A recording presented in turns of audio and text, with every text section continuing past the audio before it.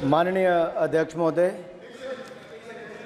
ऐसा नहीं है, आपको पर्याप्त मौका दिया।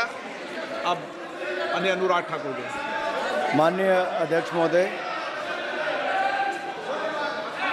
आपके माध्यम से मैं प्रस्ताव रखना चाहता हूं कि राष्ट्रपति की सेवा में निम्नलिखित शब्दों में एक समावेदन प्रस्तुत किया जाए।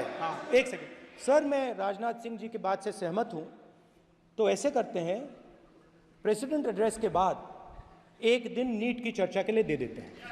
आप नोटिस देना, मैं निर्णय करूंगा। राजनाथ सिंह जी का तो सुझाव हो सकता है, निर्णय मैं करूंगा या बीएससी करेगी। ओके, अनुराग ठाकुर जी।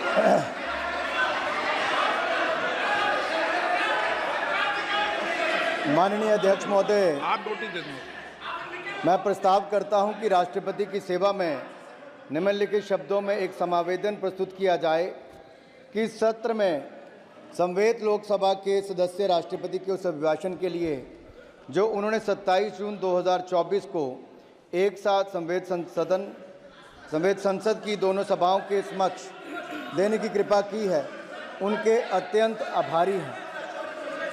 माननीय अध्यक्ष जी, मैं आपका आभारी हूं कि आपने इस अवसर पर मुझे बोलने का अवसर दिया।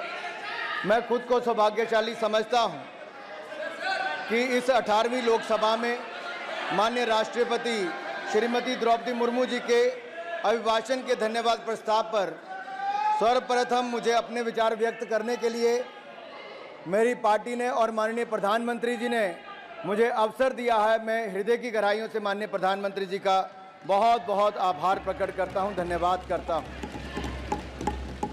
माननीय स्पीकर महोदय, आप एक बार फिर निर्वाचित होकर हमारे सदन के स्पीकर बने हैं।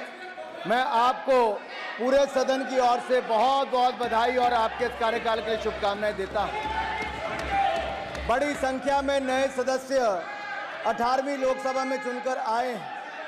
बहुत सारे पुराने भी आए हैं। नए वालों को भी और पुराने वालों को भी सदस्य चुनकर जो आए हैं, संसद के सदस्य बने हैं, आपको भी ढेरों शुभकामनाएं और बहुत बहुत बधाई देना चाहता हूं। माननीय अध्यक्ष जी, 2024 का ये चुनाव नीति, नियत, निष्ठा और निर्णयों पर विश्वास का चुनाव है और जनता ने इस पर मोहर लगाई है। फिर एक बार मोदी जी के नेतृत्व में एनडीए की सरकार बनाई। देश का ये चुनाव ऐतिहासिक जनादेश हमारे यशस्वी प्रधानमंत्री श्री नरेंद्र मोदी जी के पिछले 10 वर्षों के सेवा, सुशासन और गरीब कल्याण के महानुष्ठान पर मोहर है। देश को जरूरत थी एक स्थिर और निरंतर सरकार की, और देश ने एक स्थिर, निरंतर और प्रभावी सरकार को फिर चुना है और मोदी जी को फिर देश का प्रधानमंत्री चुना है। ये जनादेश विकसित भारत के संकल्प की सिद्धि के लिए है।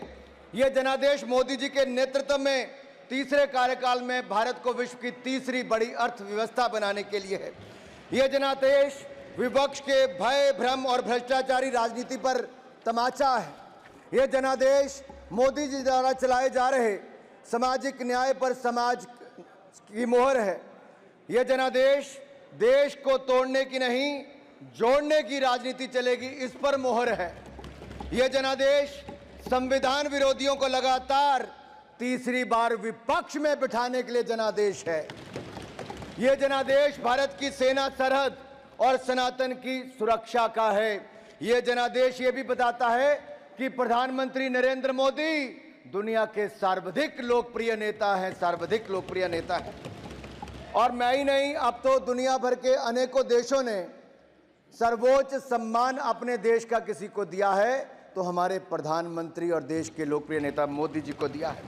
मोदी जी कैसे नेता जिनको यूएस कांग्रेस में एक बार नहीं, 2-2 बार अपनी बात रखने का अवसर मिला है।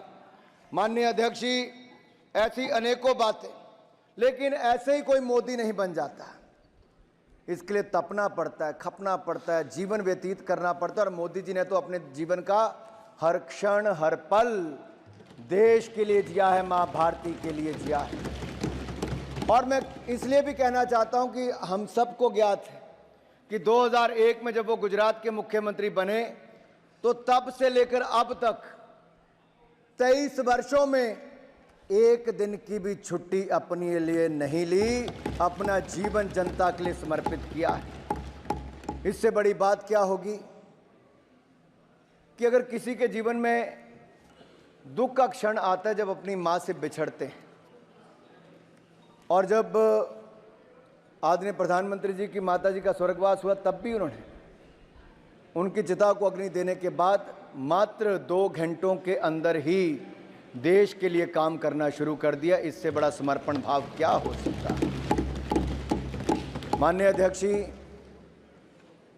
मोदी जी के दिल में जो गरीब और जरूरतमंद के लिए पीड़ा है, हमने वो कोविड के समय देखा है।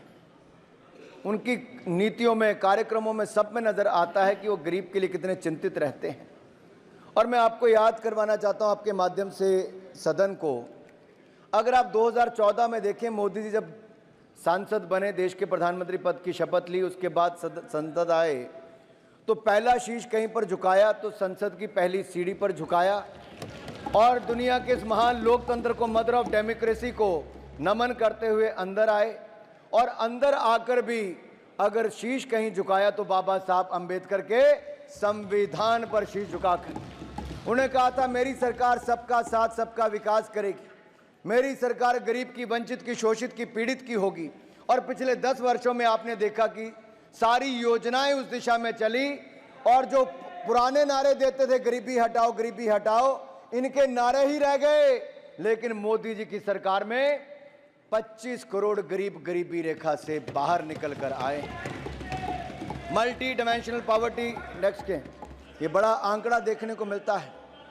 और मैं आपसे कहना चाह रहा था कि जो कोविड के समय हुआ, पिछले 100 वर्षों में दुनिया ने सबसे बड़ी त्रासदी तब देखी। भारत ने भी संकट को झेला और मैं भी उस समय सरकार का हिस्सा था। और मुझे याद है आज भी प्रधानमंत्री नरेंद्र मोदी जी ने जो पहली बात कही वो ये कहा कि देश के गरीब का थाली खाली नहीं रहनी चाहिए, उसका पेट खाली नहीं रहना चाहिए, उसके लिए अन्न की व्यवस्था करनी है। तो प्रधानमंत्री गरीब कल्याण अन्न योजना लेकर आए और 80 करोड़ लोगों को मुफ्त में अनाज दिया, तो मोदी सरकार ने दिया है और आज वो देश के कोने कोने तक पहुंचाया है। उस समय दुनिया भर में जो डिलीवरी मैकेनिज्म था वो रुक गया था, लेकिन उसके बावजूद हमने देश के हर कोने तक अनाज पहुंचाया। वो बात अलग है, कुछ राज्यों में अपनी मोहर लगाकर लोगों ने वो सब काम किया। मैं एक और कहना चाहता हूं, कोविड के समय बहुत जरूरी था, प्रधानमंत्री जी ने कहा जान भी जहान भी, और जान बचाने के लिए हर संभव प्रयास किए। जो पहले हमारे देश में होता था कि 40-40 साल दुनिया भर से वैक्सीन आती थी, इंपोर्ट करने में पुरानी सरकारें लगी रहती थी। आत्मनिर्भर भारत ये केवल सोच ही नहीं, ये केवल संकल्प नहीं, उसको सच करके दिखाया। भारत ने अपनी 2-2 वैक्सीन को बनाया और 220 करोड़ वैक्सीन मुफ्त में लगाई। आज इस सदन में कुछ लोग ऐसे भी बैठे हैं जो भारत की बनी वैक्सीन पर ही प्रश्न चिन्ह खड़ा करते थे और कहते थे कि वैक्सीन मत लगाओ, ये हो जाएगा, वो हो जाएगा। अरे भारत के लोगों ने वैक्सीन तो लगाई ही, दुनिया के 157 देशों को दवाई और वैक्सीन देने का काम वैक्सीन मैत्री में किया, तो हमारे भारत ने किया है। मैं विकसित भारत पर कुछ जरूर कहना चाहूँगा, क्योंकि ये जनादेश है 2047 तक भारत को विकसित भारत बनाने के लिए। और इस यात्रा में हम चाहेंगे कि विपक्ष का भी पूरा सहयोग मिले, हम अपने देश को विकसित राष्ट्र बनाएं। और अगर आज मैं एक बात करूं स्पोर्ट्स से स्पेस की और साइंस से स्टार्टअप्स की, तो हर क्षेत्र में भारत के नए कीर्तिमान दिखते हैं। आज नए भारत की बुलंद तस्वीर दिखती है मेरे जो आंकड़े में देने वाला। माननीय अध्यक्ष जी, हमें विरासत में क्या मिला था?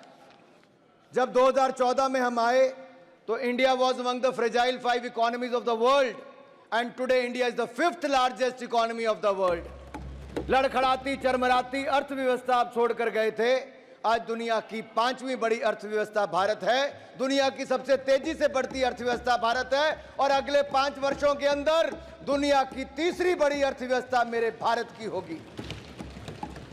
और ये ऐसे नहीं हो गया। अगर मैं कहूं इनके समय इकोनॉमी फेलियर्स थे, पॉलिसी पैरालिसिस थी, स्कैम्स थे, क्रोनी कैपिटलिज्म था, ये सब आपके समय था। एक के बाद दूसरे घोटाले होते थे। लेकिन आज अगर मैं आंकड़े देखकर बताऊं, पिछले 10 वर्ष मोदी सरकार के कोई भ्रष्टाचार का 1 रुपए का आरोप भी नहीं लगा पाया, ईमानदार सरकार दी है तो नरेंद्र मोदी जी ने दी है।